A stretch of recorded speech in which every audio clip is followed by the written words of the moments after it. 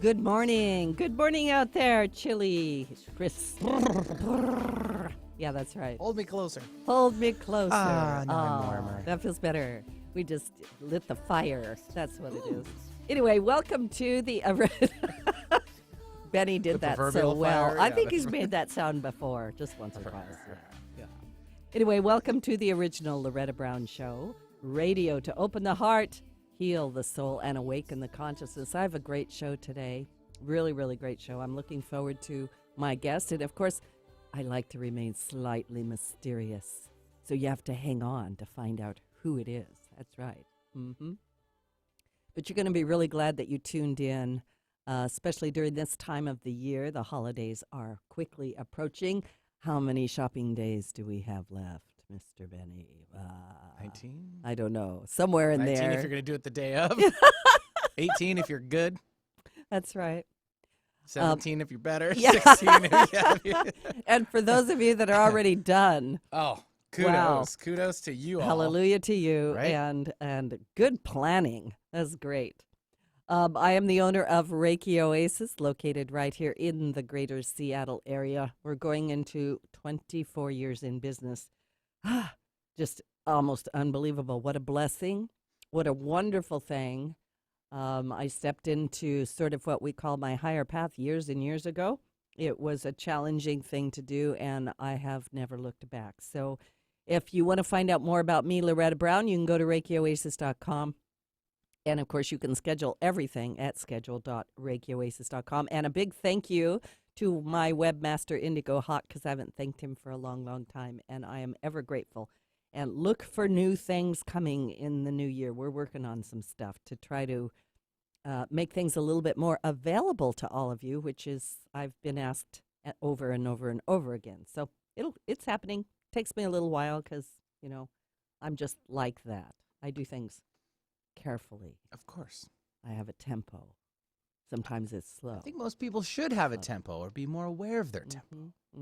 Yeah. I've talked about tempo a lot with my clients this week, about how some people run at a high, fast tempo, and some people go a little slower. And sometimes that's why it creates a little conflict between us, a little bit of scratchiness. Classic example would probably be good old pal St. Nick. He's got to be on an even edge tempo. He can't go too fast, too slow. That's right. He's got to make his rounds. That's right. Especially if you're nice. That's right. If you're naughty, well, there's the tempo. Yeah. What about the elf on the shelf? Is that happening this year?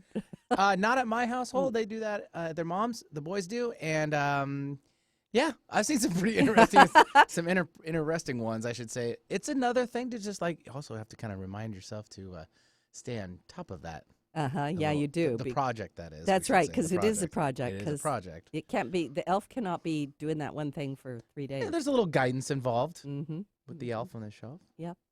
So just fun things to do. I love tradition. I love family. And I love when you have something that you do that it's not all about presents, as you know. Sometimes it's about these beautiful memories that we make with each other. So, and even the holiday dinners or things like that. So I hope you're having a good time going into this holiday season, irregardless of what your beliefs and your religions are. There's lots of wonderful traditions, and you, of course, can start your own at any given time. Festivus for the rest of us. That's right. I have a couple of announcements for Reiki Oasis. We have the Temple of the Divine Feminine this Saturday, December 8th, and we usually do it the third Saturday. It's the second Saturday because, I'm sorry, I have something that Loretta has to go do the third Saturday, so I know. Benny rolled his eyes. No, I'm thinking, what do you have planned? I'm going to go chanting with my sacred sound people. See? Yeah. Things that help nourish my soul as a musician. So holiday cheer, holiday chanting. A little holiday chanting, little holiday cheer. Nice. I'll play the piano and do some original music and that kind of fun stuff. Nice. I know. People happen to like it. I don't know. Maybe they're just friendly and they're just being nice. But I do love music. I think it's a vital part of our life. So Temple of the Divine Feminine this Saturday. It's a monthly class for women. We talk about all kinds of things that help women in every aspect of your life.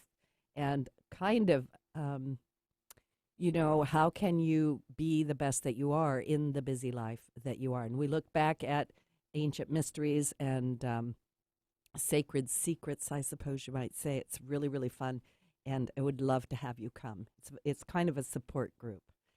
I also have on Wednesday evening, December 26th and December 27th, you just choose one night, I have the end of the year prayer bundles. And these are, another word for prayer bundle is despacho, and it's such an odd word that I just call them prayer bundles. But it's an opportunity for you to come and bring into this sacred circle the things that you would like to let go of from this year, the old, worn out, tired, dusty things, and to bring in your intentions for what you want to bring into the new year. Space is limited. You can sign up at schedule.reikioasis.com, and please only sign up for one of those nights. And I'm just letting people know they fill up very quickly. They're always packed, and people have the most wonderful feedback from what happens from just doing that little bit of attention and intention into their lives. And, of course, that's how we do it.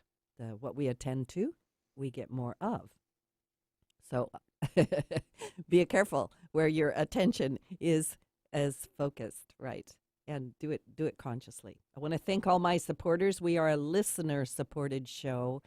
For those of you that support the show and those that want to, you can go to patreon.com/The Loretta Brown Show. And even $1 helps pay for this airtime where I can bring you amazing, inspirational talk radio with people who they're out there because they want to help. That's really what it's all about. And I always need a little bit of help. I need a pep talk every now and then. Quick check-in with astrology. December ends 2018, Benny, on a high note. Yes. I know. And if you want to know what to expect in 2019, pay attention to what happens this month. And we're already, 6 days into it. In December 2018, it's time to reflect on what you want from the next version of yourself and from the next chapter of your life. And some of my clients, I believe, are throwing the book out and starting a new one. It's that sort of new energy. So why should you pay so much attention to December? Because in December, we're done with the retrograde planets. I think we had just about all of them retrograde at one point. Best news I've heard. Yes. So 2018 was probably the year of retrogrades. And retrogrades are not necessarily a bad thing, but they do make us revisit the past. Like a record setting, wasn't it? It was. Man. Kind of outlandish at one point. So we had a very long Mars retrograde challenging us through the summer. And, Mars is that fiery planet of war and battle and rah, like that. So when Mars finally went direct, well, then Venus started her retrograde in October. And then again, when Venus went direct, one day later, Mercury went retrograde. So they all were taking turns. But on December 6th, which is today, Mercury goes direct. Yay! And Mercury is the planet of communication. And so with this, the retrograde saga is over. And like I said, they're not all bad. But it's time for us to stop looking back and redoing now. It's time to move on. The universe and God is on our side, and it should be smooth sailing for December and January. So the theme for December is to dream big and explore new courses of action and envision a new reality for yourself. We have lots of Jupiter and Neptune energy. They're the planets of spirituality, of envisioning something that doesn't yet exist. Jupiter is in its own sign of Sagittarius, and we also have 3 weeks of the sun in Sagittarius, a wonderful Mercury-Jupiter conjunction in Sagittarius, and a new moon in Sagittarius. So why do we care about that? Sagittarius is the archer who shoots to the stars. And so this is the season to dream big and send your intentions to the universe. So let's put it like this. If 2018 was not what you expected, what are your plans for 2019? Do you hope in 2019 the stars will be better? Will you wait and see? Or are you ready to take real action to change your life? And if you do the same things you've been doing, you will, if you continue to do the same things you will be been doing, and I can't even say it, you'll get the same results. So you got to change something. And for the sake of Jupiter and Sagittarius, no more repeating the same old. And it's time to completely change your life. And of course, we always have help to do that. At every given moment, we are never alone. And boy, is that something that we want to take a look at. I'm going to introduce my guest. My guest today is Joe McQuillen. He's a Chicago author, a mortgage broker, a father, a regular guy, by the way, who wrote a book he never, ever wanted to write when his son Christopher drowned in a canoe accident January 3rd, 2016. We're going to talk about Joe's book, My Search for Christopher on the Other Side, and it is an absolutely remarkable story of a father's journey through grief, awakening, discover, and acceptance, and how Joe navigated the personal bridge to the other side. Welcome to the show, Joe. Thank you very much, Loretta. Yeah. I appreciate it. I really appreciate having you here. You know, it's hard to know where to start with this interview because there is a lot. I read your book, and it is, I'm just going to say this. You know, I've read a lot of books about life on the other side or when people pass, and many of them are difficult to get through. They're very academic or something or sterile. Yeah. And your book is coming straight from the heart. So I'm just going to say that. Give us some background. What happened and what led you to writing this book? Sure. Thank you. And I agree. I've read a bunch of these books, and you just can't get through some of them. And some of them are too flighty. Mm-hmm. And so I was grateful that Chris was able to navigate me through writing this book. So in December of 16, the last Christmas that Chris was on this side, we had a great Christmas, and he was home from college, and his sister's in college, and his younger brother was finishing high school. And the last weekend, January 3rd, they went up to a friend's lake house in Wisconsin, and 12, 14 kids. They're not kids; they were young adults, 21, but they're still kids to me. And did what they comes naturally, drinking, carousing, shooting pool at a local place, and then coming back and kicking up their heels. And unfortunately, four of these boys decided that at 3 a.m. There was a boathouse and some canoes in there that they thought it would be a hoot to take a canoe out. And all four of them went out, and none of them came back. And the next day, the kids were scrambling, looking for them, and I got a call saying Chris was missing. So I jumped in my Jeep with my dog, and we headed up to Wisconsin, an hour and a half away.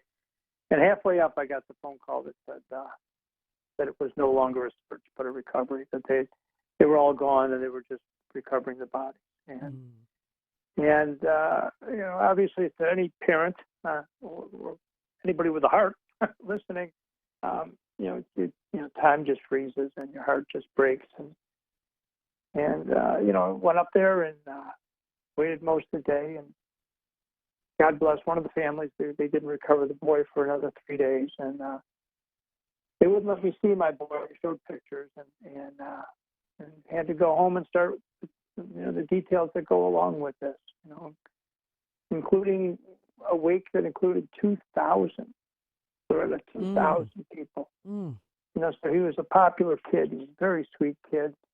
He was a handful. Unfortunately, he was like his old man when he was young at that age. And so I started trying to connect with him on the other side the way we connected on this side, and that was the start of the search. Wow. There is a lot in what you're saying. And for those people listening, I actually know that some of my clients have lost children this year, and Yeah. there are certain things that we talk about, and then there's things that are just so hard for people to talk about that they just can't do it. So I'm going to give you big, just from my heart to yours, the courage that it takes for you to be on this show with me, and also to have written this book, and the compassion in this book, the caring in this book. So for my listeners, if any of you have lost a child, or if you lost a loved one, you might actually want to call into the show today at 425-373-5527 or 1-888-298-5569, and just come on to the show with us. And One thing, Loretta, for Mhm. those people, if they're waiting for somebody who's been through it to tell them, it gets easier, it heals, it doesn't. You learn how to adjust to it. It changes. Pain doesn't go away. You just cope with it differently. So anybody who's lost a kid, my heart and soul are with you, especially around this time of year. Yeah.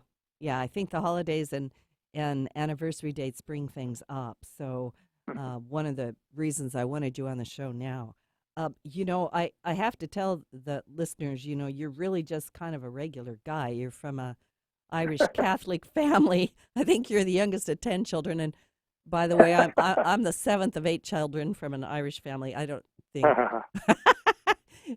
it happens, and Yeah. you're really a blue collar worker from the Bronx. So, what led you to psychics and mediums of all things? It's funny. A couple things. I've been blessed with being genetically predisposed. 33 years ago, I stopped drinking. Got involved with AA. Not because I was doing it so well, Loretta.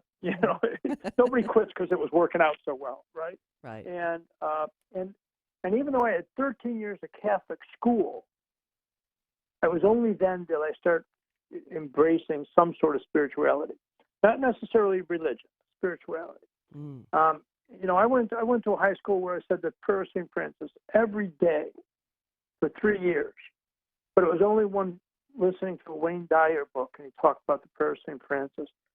When I had become a little bit of a spiritual journey when I was sober, that I actually embraced a loving God. I had a loving, wonderful father, flawed like all of our dads. I adored my dad. So I think it was easier for me to embrace a loving God, having had a loving dad that would never do anything to harm me. So, but God and I went on our own way, and he did his thing and I did mine. And when this thing crashed with Christopher crossing over, I'd get on my knees and I'd thank God every night for my family and for keeping me sober. And then I would literally say, but I'm PO'd at you for taking my kid. And I had to open myself up for the message that came from God that said, I didn't take your son. His recklessness and his free will caused him to leave early. And I welcomed him home, but I didn't take him, Joe. So, I didn't do that to you. So once I realized that, Loretta, Mm-hmm. I was able to embrace him and then start this search for Christopher that's in this environment. And I didn't know, but I had ran across the medium once 10 years before, just kind of on a bit of a lark or a spiritual search. So I always believed in them. I just had no urgency to connect. And now I did. Even when Chris was on this side, I'd do anything to connect with him. So, the philosophy didn't change. I just needed to find him. And so I started seeking this stuff out. And it's amazing how quickly it all happened and what a convert I became, immediately. The first guy I saw in person just said to me, you were planting something today. Chris acknowledges you wearing his bracelet. You celebrated his birthday like you always did. That very day, I was planting shamrocks and the loose dirt around his grave. Now, the dirt was loose because I had moved his grave one over because I was upset that he was sitting next to somebody because he was buried in the snow and ice, and I didn't realize there was a gravestone there. So we moved him, and I'm going to occupy that spot. So I planted, that spring, I planted shamrocks. And I walked in, and he said, yeah, Chris is here. He looks like Brad Pitt And he just went down this line of things that nobody knew. I had done that day. Sally and I, the night before, celebrated our 25th wedding anniversary. And so this was, months later, I'm in a medium's office and just hitting me with barrage of facts from the other side. This is my son saying he's here. And he's continued that. I've continued working to get open, and he's continued to bring me messages. I love what you're saying, because that validation is really so important. Because here you are going into, a psychic medium, and there are some charlatans out there. I'm just going to say that. But then there's the real thing. And you were guided to the real thing. And you know what? And if I went to the wrong one, I'd know it in a heartbeat. I went to one gal that wasn't very good at it. She wasn't trying to mislead me. She just was, I think there's great pitchers and good pitchers. There's great quarterbacks and good quarterbacks, and great authors and good authors. And hopefully, if you like the book, you'll decide. But I don't think a lot of people are trying to mislead anybody, because it's so difficult in this age of communication. But I've been guided to, some wonderful ones. Andrew Anderson, Sherry Jewell. The first one that I met is out in Arizona, Surprise, Arizona, and Thomas John, who's world renowned, and just there's no getting around the fact that these people are telling me things that nobody knew, that nobody could have looked up. So if they were charlatans, I'm a pretty savvy guy. I spent 25 years in the car business. Ended up being a car dealer. So, I'm not really good at people pulling the wool over my eyes. So, and if it was all BS, I wanted to know and find something else. But I found out that it was. It's just walking from one room to the other. And if we can raise our consciousness, they lower theirs on the other side, and we can meet in the middle. And that's where the meditation comes in, the sage, all of that, just so we can raise our consciousness. I mean, we're like cosmic slugs, And so they've got to slow down their energy to be able to meet us, But when people say, I've never heard from my mom. Have you tried? Have you gone to a spiritual place? I was in Siesta Key last week. I'm visiting my sister in Naples and drove up to Siesta Key in the middle of the night to sit with Chris, because it's a sacred spot. I mean, that sand is literally quartz crystal, not sand. So I've met with him a couple of years ago there, and it was strong, and it was strong again. So it's like anything else in the universe or in life, Loretta, you got to go first, right? If you go first, it's amazing how many doors will open. But you can't sit back and say, well, no spirit ever called me. You got to try harder, sport. Give it another shot. I just love what you're saying, Joe. I really do. We are cosmic slugs, by the way. yeah, we are. We're pretty, on our best day. On our best day. We're pretty dense. And the idea is, it's sort of like sitting in your home wondering why no one's calling you when you could just pick the phone up and, hey, do your part. Come on now. Raise your vibration, raise your frequency, because you do have to raise up and they come down. We're going to take a station break on that. My guest today is Joe McQuillen, and we're talking about his book, My Search for Christopher on the Other Side. This is Loretta Brown. We're going to take a station break. We're going to talk more about being cosmic slugs when we come back. And the lines are open if you want to call in, 425-373-5527 or 1-888-298-5569. We'll be right back.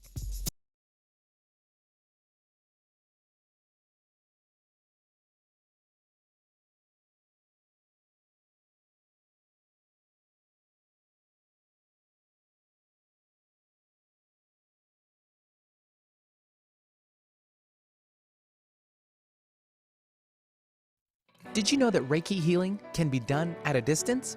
It's true. So let Reiki Oasis focus powerful energy to help relieve your stress, grief, sadness, anger, and so much more. Convenient, personalized treatments at a distance can increase lightness of being. During your appointment, find a quiet place to lie down or sit to receive healing energies. If you want help with your dis-ease, visit ReikiOasis.com. Harness life's energy. Visit ReikiOasis.com today. Children who grow up in poverty are part of a destructive cycle. Childhood poverty creates adult poverty, creates childhood poverty, and on and on. And this is a relentless cycle. Worldwide, millions of children live in extreme poverty. At Child Fund International, we find this unacceptable. So we do all we can. In 25 countries, we are vigorously fighting poverty and improving the lives of over 11 million children and their families. Our programs support early childhood development and children's health and education. And we help strengthen the economic security of families. Childhood poverty creates adult poverty, creates childhood poverty. But at Child Fund International, we are committed to breaking this destructive cycle. Today's childhood poverty must not become tomorrow's. Learn more at childfund.org. Alternative Talk 1150. We're on your radio at 1150 a.m. We're on your HD radio at 98.9 Channel 3. So many ways to listen. We're on the web at 1150kknw.com, streaming live audio and video as well as MP3 archives of many of our shows. So many ways to listen. And now, we're on your smartphone or tablet. Download our free app in the Apple App Store or Google Play and take Alternative Talk 1150 anywhere you go. So many ways to listen. Radio with no added hormones or preservatives. All natural Alternative Talk 1150 AM.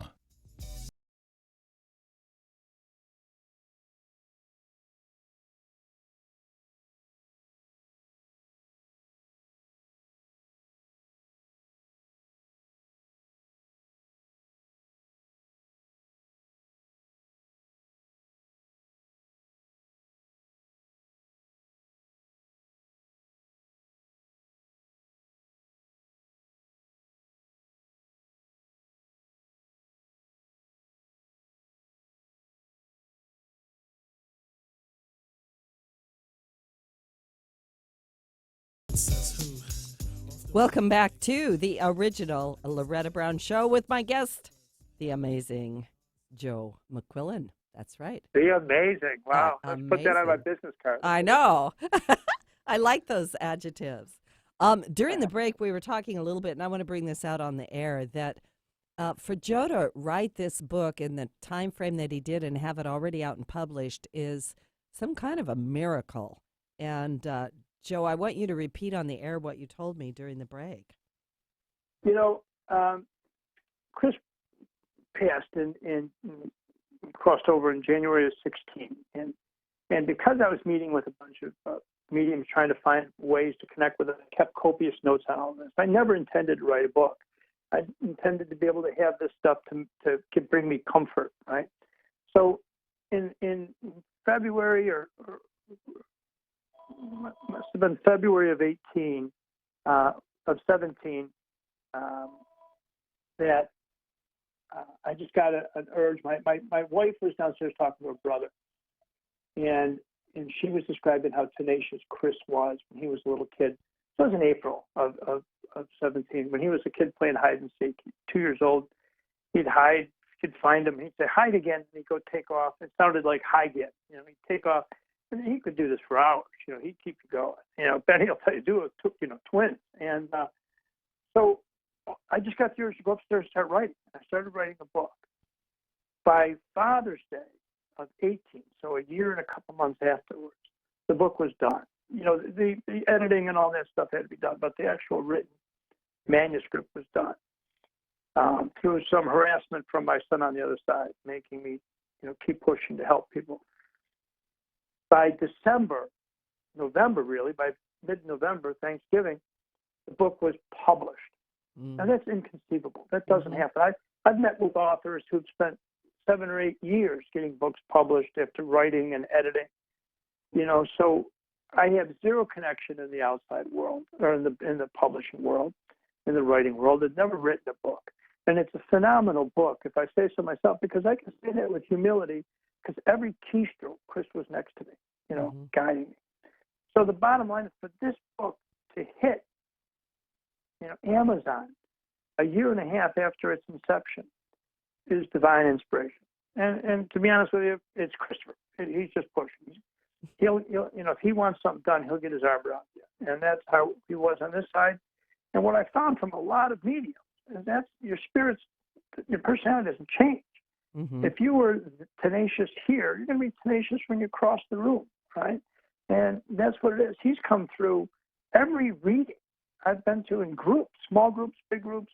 They always walk over and say, your son Christopher's here. In fact, last time, Thomas John said, do you have a sister Pat who died? I said, yeah, my oldest sister passed away. He goes, well, Christopher's behind making bunny ears behind her. Same personality, and he didn't know Pat or and he actually named off 4 or 5 other family members who've crossed and said, you know what, your family kind of scares me. When a medium says your family scares you, you're from a dysfunctional family. Well, I did tell Joe that his son woke me up this morning and was very tenacious about the fact that I hadn't put his picture on my Facebook page, so I had to put the the front of the book on my Facebook page, and it's a little Isn't he blurry. beautiful? He's gorgeous. Isn't he beautiful? He's gorgeous. Yeah.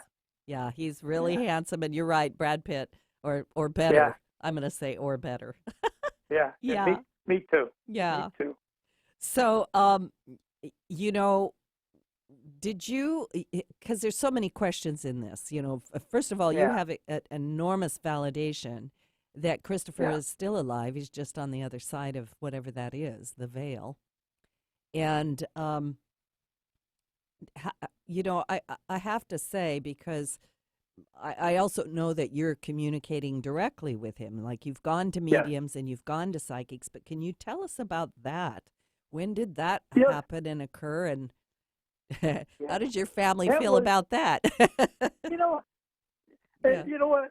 One thing about coming from a big Irish Catholic family, as you know, Loretta, is you really don't care what anybody else thinks outside the family, anyhow. You know what I mean? You just don't care. I knew what you were going to say. Yeah, you're your own tribe. You know what I mean? So you care about the tribe. So what I would do is I'd wake up at 3:00 in the morning, and I'd walk from the bedroom to my office, which used to be Christopher's bedroom when he was a lad, and it's my home office. And I usually work from home before I go downtown every day.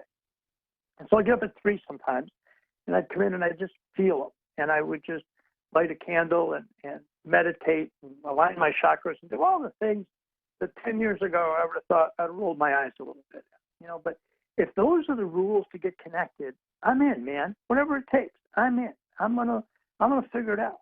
So the anniversary of his crossing, January 3rd, 2017, and the first year we got surprised at the grave with about about a dozen of his local friends and friends from college who all showed up. We had a little celebration. Well, the next year, which was 2018, it was about 30 people showed up, and we had a reception and just all celebrating and fun. No speeches, no BS, and we all came home to it was -3 degrees. Okay, there were 30 people at the grave hanging out, and so the night before, or 3:00 that morning, 10 hours before, I'm doing my thing in my office, and I pick up a pen, and it was a pen that I had taken some notes on when I was listening to mediums, and I just started writing down, and it was messages from Chris, and it was, "Hi, Dad, it's beautiful here. You're gonna friggin' love it. It's greens and blues. It's never cold. It's warm. There's a tropical breeze. And it was like, what? And I just kept writing, and I wrote 2 or 3 pages, and then he would say, "All right, going back now. See ya, and love my friends." Now, one of the things he said to me, Loretta, was one kid. It wasn't his fault. It was his house that they were all partying at, and he said, "Be nice to Scotty. Be nice to Scotty. Scotty loved me, and I loved him." Now, I'm Irish, right? I wanted to hold on to that resentment, Mhm. right? Mhm. I Yeah. wasn't, that didn't come from me. I did not originate that, right? You know what Irish Alzheimer's is, Loretta? Where you forget everything but the grudges. And this kid wasn't his fault. He loved my son, my son loved him. So I said, sure, Chris, I'll let go of that. Because when would I ever need it anyhow? Fast forward to 2:30 that afternoon, and there's Scotty at the grave. Yeah. That's hard to think is a coincidence, right? When you say coincidence, just God showing off, right? Mhm. That wasn't a coincidence. It was. So there are many things that he's come through. He's used analogy like, hey, Dad, it's just, go with it, like a flow, like a canoe cutting through water. Loretta, I would never use an analogy of canoe cutting through water. My son crossed over in a canoe. Yeah. He Yeah. passed in a, I'd never use that. Right. So if that's coming out in the writing, you got to know it's not originated with me. So I've taken this writing and I've got a folder that I've taped and hockey tape all over it because I don't want, that's the original folder and that's where it's going to stay until I cross. Right. And I've taken it and showed these writings to mediums that all said, oh yeah, that's Chris. Thomas John, flat out, that's Chris. Mancine out in Surprise, Arizona, that's Chris. Everybody said, yeah, no doubt, that's Chris. Mhm. So that's how the books. I had a year and 2 months worth of notes and appointments and mediums that I had in this folder that I had filed under a date, each date that it happened. And that day I picked it up and just started writing the book, and that's it. So I got to tell you something, I thought it was automatic writing, Mhm. right? That's what I thought. And that's what I called it in the book until almost the editing stages of the book. I thought it was automatic writing. And then I read what automatic writing really is, where you go into a trance. It's not your handwriting. And then I read what this is called. It's called spirit writing or channel writing. And it really is Chris sending me messages. Last weekend, I'm sitting on a beach at night in Naples and get a message that says, go up to Siesta Key, Dad. And I was like, oh, okay. Okay. That's a 2-hour ride. I've been, it's all bad. I'm tired. But he wants to do it. I'm in. Made sure I had enough Red Bull and cigars to drive up to Siesta Key. Got there, felt them all around me. And I laughed because I said, you know what I think this is about? Chris is turning to his buddy on the other side and saying, see, I told you to show up. But a mere 4-hour round trip means nothing if I get to connect with my son. So that's what I talked about earlier about going first. Make the effort, man. The payoff is ridiculous. The payoff is outstanding. Now you were talking just now about feeling him. Can you comment more on that? And also, because you're clairaudient and probably clairsentient, yes, I am. can you talk about that a little bit for the listeners? What are the Well, clairs? first of all, I'm the youngest of 10 kids, which means I'm what, Loretta? I'm spoiled, right? You're the youngest of 10 kids. You're spoiled. Yeah. The oldest brothers and sisters couldn't believe. My old man's nickname was Iron Joe. Oh. They couldn't believe, what a sucker they were by the time the younger kids were. They were just tired, So I was spoiled. So I'm spoiled to this day. I am clairaudient and I'm clairsentient, where I can smell. I can smell him. It smells like, like a sweaty teenager after playing pickup basketball. Which is how his room always smelled like, sweats on. And I can hear him. And damned if I can't see him. I want to see him, and I'm trying, and maybe someday I will. But that just hasn't been given to me yet. So when he's around, I feel a sense of a tingle around my neck, and it's like somebody I felt like just got submerged in kind of warm water. That kind of, and I know he's around me. And by the way, there's times that he's not around me, and he'll say, not now, Pop. And I'll get nothing. It's like, dude, I'm up. Then I go back to bed and watch Law and Order reruns or something, right?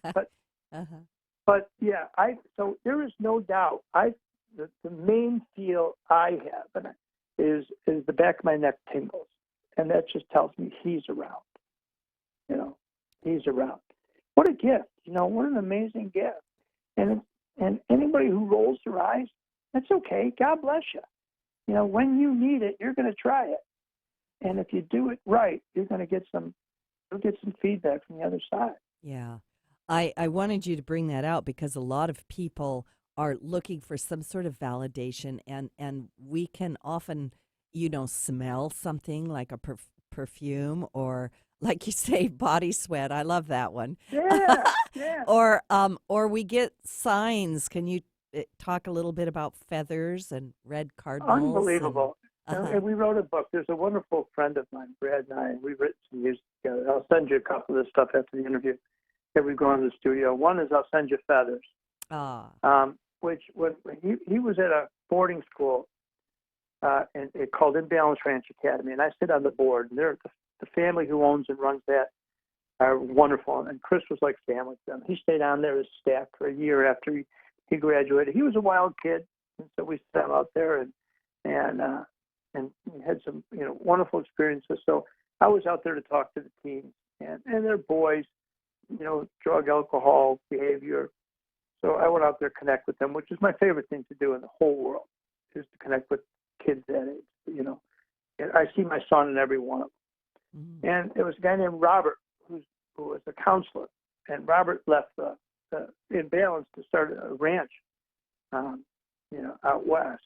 And Robert's a Apache Indian, and was one of the counselors, and he talked about feathers being an important sign, and that Christopher's best pal on the ranch was a guy named Sam DuPont, who wrote a beautiful song. He's a musician now, and that Sam still carries a feather Robert gave him when he was a student that he carries with him. Mm. So that next day we went to see Christopher's godson at a park in Tucson, and Johnny Gonzalez. Hi, Johnny.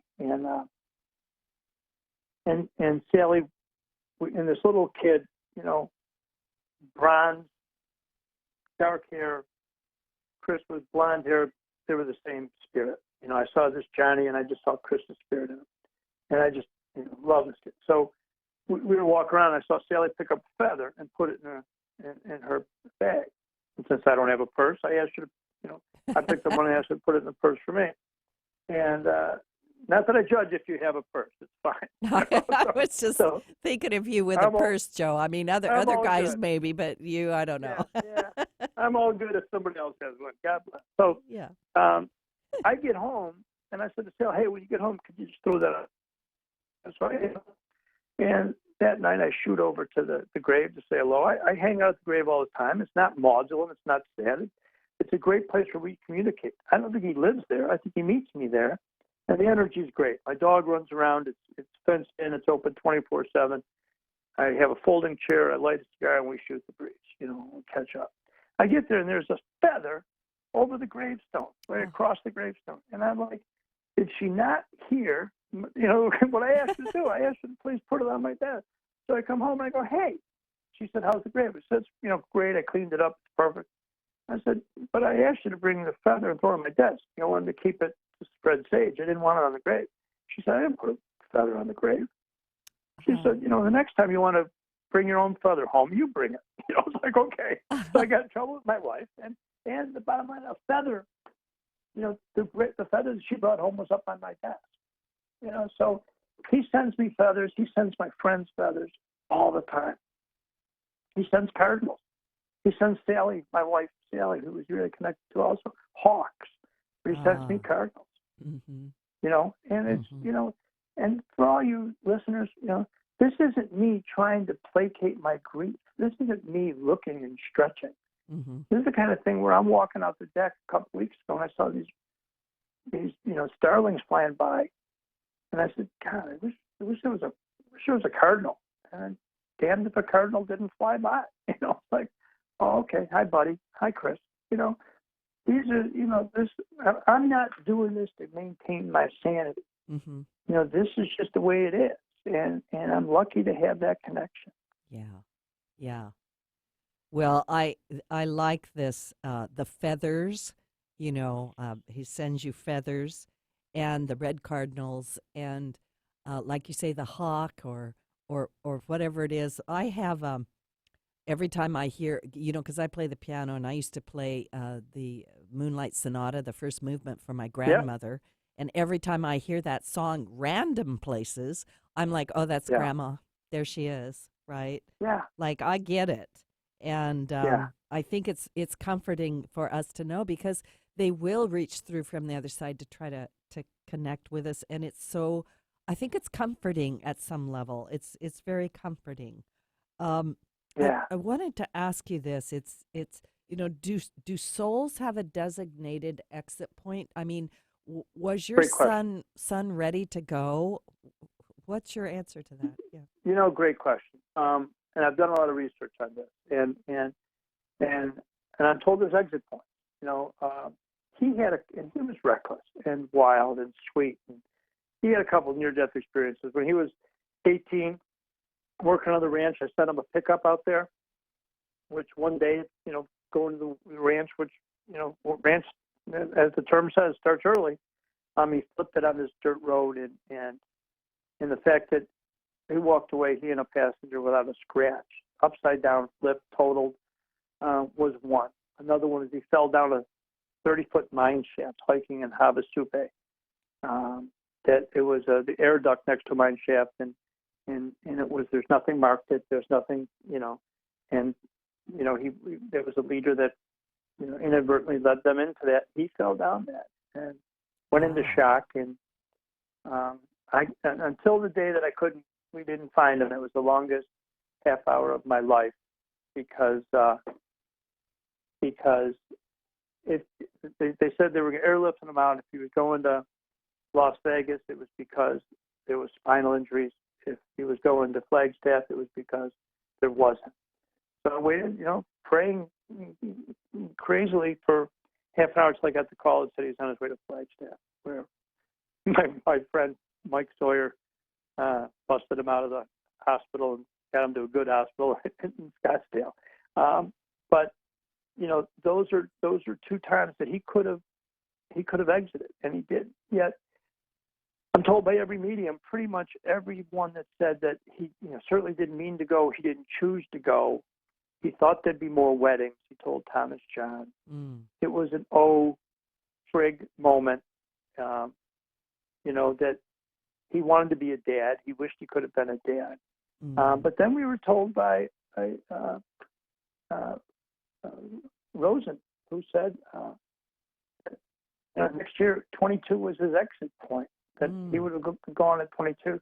I don't know why, but Rebecca Rosen, who was just wonderful, but we always kind of worried that we'd only have him for a short time. Maybe it was just his energy, He was there, then he was gone. And so, the fact that he's telling me he's going to be there when I cross is real reassuring to me. I mean, literally, he said, "Don't worry about it, Pop. I'll be there when you cross." And he said to me, "Your learning curve is going to be a lot easier than mine because I'm telling you all about it. So, I'm giving you the heads up. So you owe me." I love that. So, I love that. I've had a couple of near-death experiences, and part of that experience is the loved ones, the relatives, just waiting right there for you. And you know what? My niece Carrie, when my niece Carrie died at 42 years old, 2012, and she left two boys. She couldn't have kids. She adopted two Korean boys, Brian and Alex. And when she died, the family was, up in arms. What do you do? Bill, the husband, had a job and had two boys to provide for. So Christopher stayed there 2 months and babysat the boys, nannied the boys. And he said to me, I said, "Buddy, that's a big responsibility." He said, "Dad, that's just what family does." Yeah. So it's no surprise that every medium we've talked to, Loretta, everyone has said that Carrie was there when he crossed. And he said, "Carrie, what are you doing here?" He was surprised to see her.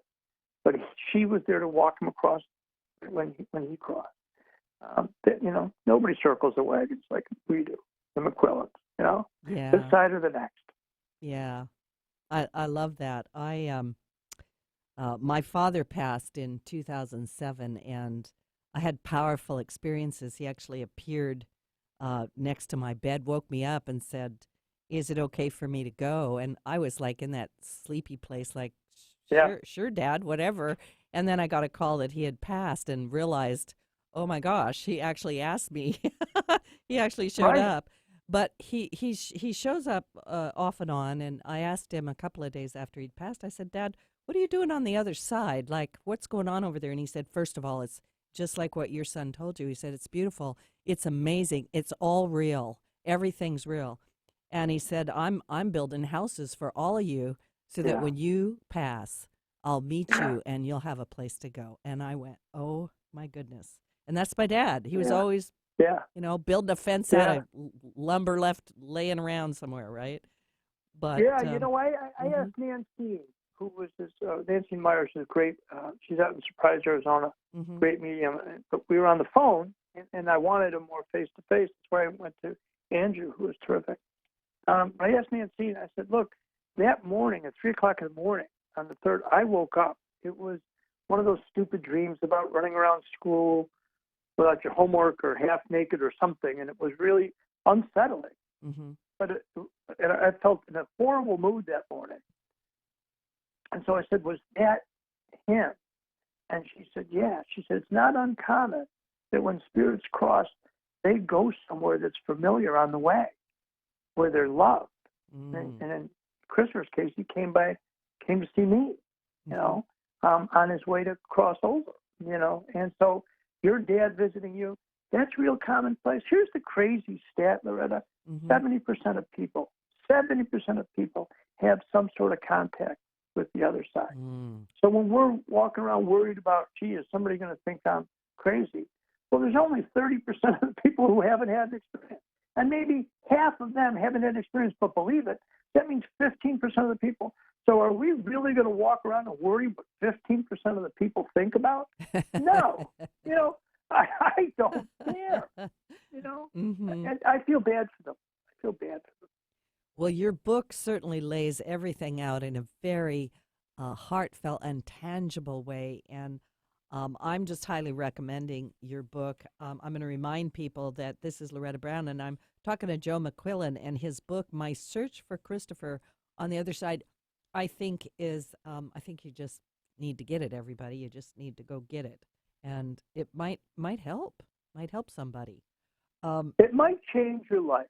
It Mhm. really might. It might change the way you approach things. I'm a different guy than before Chris crossed over.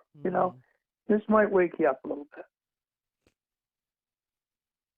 So, where can people find your book? And Amazon.com. okay, It's in print. You can have it in 2 days. Amazon is like Santa Claus. I mean, it's incredible. So it's in print. It's also in Kindle. They're going to have an Audible eventually, which is good for Audible for guys who are more inclined to Audible like me. But yeah, it's Amazon.com, and it gets shipped out right away. And because I know that it was more Chris and less me. I'm just carrying the mail for the kid. let me ask you this: do people that pass the other side, do they have regrets? That's a great question. And it's probably better for a real medium than me, Right. is that I think yes. Christopher said, I don't think there's guilt or shame, but I think, like Christopher said, I would have liked to have been married. I would have liked to have been. Mm. I think Mhm. they make peace with it, but Christopher has apologized for taking our love for granted, which I think most kids do at that age. I know I did, Mhm. right? And he's apologized. So I think there's regrets, not in the way of being shamed, but I think just of, if you're gonna run through this again, you probably do it a little differently. But so I do believe so. I do. Yeah. I think he feels bad, especially early, and we've been told by mediums that he's really made peace with it. But early, I think he was very haunted by the pain he was putting his mom and I through, and his brother and sister. He really regretted that his recklessness had this kind of impact. But I think, like on this world, you make peace with that and you move on. And Yeah. we've been told he's actually, beyond that. He's gone beyond that, feeling bad about that. Yeah. Which there's nothing any dad in the world is worse for any dad than watching their kid hurt or knowing that they're hurting. So I'm grateful that he was able to move on. And I'll tell you this, I had 20 people say to me, "Gee, I'm so sorry what you went through." I had 21 years of being this guy's dad. 21 years of memory. 21 years of the greatest job in the world. And as painful as the last 3 has been, I'd make that deal in a minute. I'd do it again. Yeah, I gotcha. So the love is what goes on. Yeah. Thanks for listening. This is Loretta Brown, the original Loretta Brown Show. My guest today has been Joe McQuillen, and his book, My Search for Christopher on the Other Side, is available now on Amazon.com. And love everybody. Joe, thanks so much for being on the show today. Be blessed in all that you do, and we'll talk to you again. Thank you.